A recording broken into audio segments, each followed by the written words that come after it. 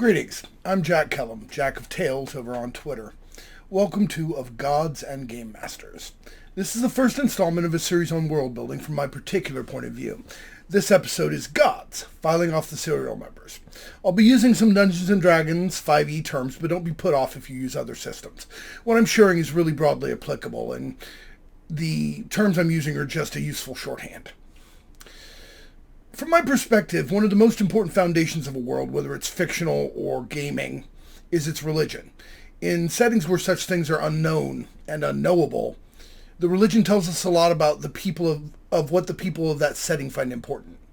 In settings where the gods are objectively, provably real, the religion can tell us a lot about the world itself. What kind of a world would those gods make and administer? So, starting with the gods, in a setting where they're worshipped, especially a setting where they're real, where they truly exist, can be a great first step.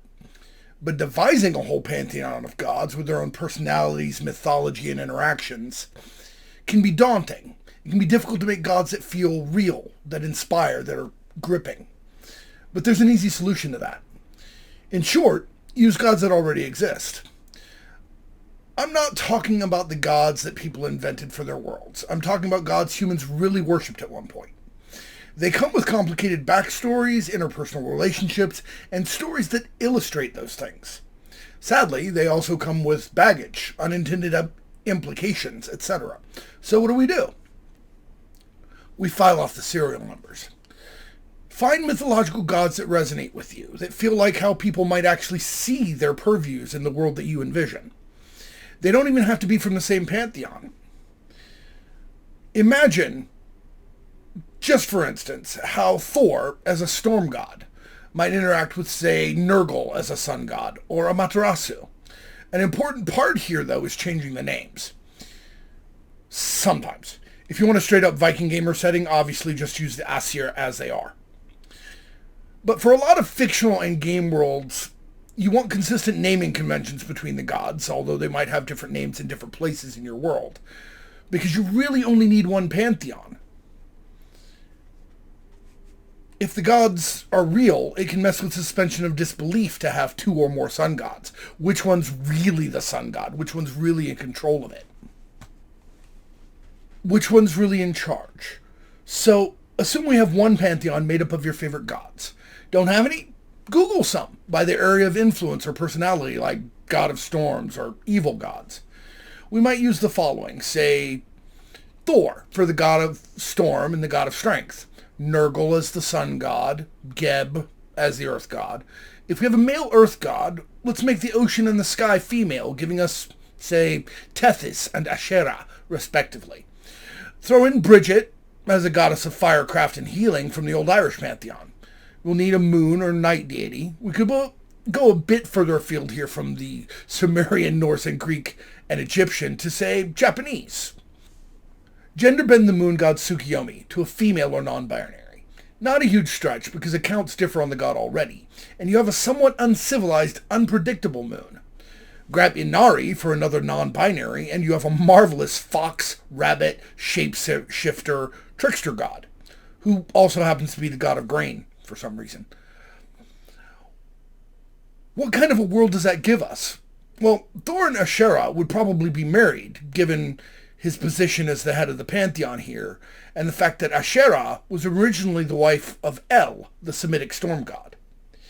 People would call on Asherah to soothe his temper, but in general the sky gods would be beneficent protectors, especially from otherworldly threats. Geb, the Egyptian god of the earth, might be paired with Tethys, the Greek titan of the waters, and both would be worshipped for fertility and prosperity. Tethys would be the feared one of that pair. Not everyone's married, though. Let's say Nurgle and Bridget are siblings. Also, since Nurgle is a god of disease and harsh sun in Sumerian myth, he and his sister, as a goddess of healing and fire, would be generally opposed. Tsukuyomi is mysterious and becomes a patron of magic, while Inari is beloved, a trickster who brings food and fertility. Only Nurgle is possibly evil, though even he may only be actually a harsh sort of judge. Mostly folks don't worship gods that they see as evil, but those gods are often in the religion. So if Nurgle is harsh but not evil, what god do we have representing evil then? You'll note that while Thor is a warrior's god, he isn't a god of war. Maybe, like the Greeks, the people of our setting see war as inherently evil, and in that case we could do worse than grabbing Ares as the big bad evil guy of the religion. Nurgle, as the harsh male sun god, suggests a land where the sun is shining often enough and warmly enough that it's considered one of the trials of life. Places where it's dry or hot often have meaner sun gods. Tsukuyomi, as the moon god, suggests night as a time of mystery when anything can happen, but that night is not evil by nature. At any rate, with the above set of gods, I see a predominantly agricultural civilization, probably more southerly than Northern Europe or Japan, because of the harshness of the sun, the perception of war itself as evil, as the Greeks did, and the multiple fertility gods. Maybe something vaguely Mediterranean, but we can get to that later. So let's assume we're building a pantheon like this for D&D 5e. We have 9 gods, and we can figure out what their domains and their alignments are. They don't actually have to cover all the alignments, but you do want them to provide all the domains. And in this same process, we can chisel the nameplates off. Let's use a Mediterranean-sounding naming convention. The names of the gods might have been established, for instance, by a fallen Romanesque empire. All of the ones I use below are actually lightly butchered Latin. Savios, he who rages, is the king of the gods, god of storm, protector of the world. He defeated the ancient demon dragon. That's referential to both Thor and Jormungandr, as well as Marduk and Tiamat. His domains would be tempest and maybe war. He's probably chaotic good. Kayla, she who is heaven, queen of the gods, soother of tempers, intercessor for mortals. Her domains would be knowledge and peace. Sky gods are often associated with wisdom. She's neutral good. Tellus, lord of the earth, master of green growing things. His domains are nature and life. His alignment is neutral. Marea, lady of the sea, mistress of waves and all that lives below them. She carries the dead to the afterlife, which is actually pretty common in real-world myth for the ocean gods, like Manana and Maclear and Agwe. Her domains are tempest and grave. Her alignment is chaotic neutral. Next we have Lunos, the deity of the moon. They are unpredictable and obscured. Their domains are twilight and light. Their alignment is chaotic good. And then we have Vulpos, the trickster, shape-shifting fox deity who lives with Lunos in the Moon Palace. Their domains are trickery and arcana. Their alignment, chaotic good. Then we have Solus, the angry sun, god of the sun and of disease and of the afterlife itself.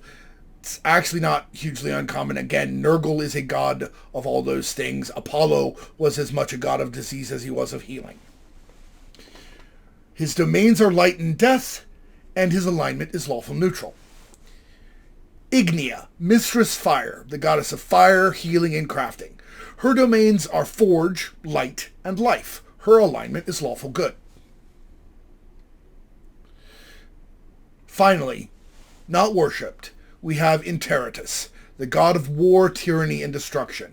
His chosen animal is snakes, his domains are war and death, his alignment is lawful evil. If you really want to, you can grab other gods to fill out the empty alignment areas, but most pantheons don't actually have a ton of evil gods. If you do, add them in as evil subordinates, like a chaotic evil Eris equivalent that follows in Interitus' wake. We might call her Rixa, goddess of strife. A neutral evil god of fear, combining Phobos and Deimos, who we call Metis. This gives us a pantheon that covers our bases from domains to alignments, and suggests a lot of interactions, just based on the personalities of the gods we base them off of. None of this takes more than a cursory Google search of the gods in question, honestly. You can even search the gods based on god of air or the like, and get a list to look up and find what you like and what gods interest you. You're not writing an academic dissertation, so Google and Wikipedia are your friend. Also, although we use Dungeons & Dragons 5e terms like domain and alignment, these are really just shorthand for the types of deities we're creating. This stuff applies to nearly any fantasy world you might build, for any system. Next time, we can talk about the world and society such individuals might have crafted, and some of their mythology.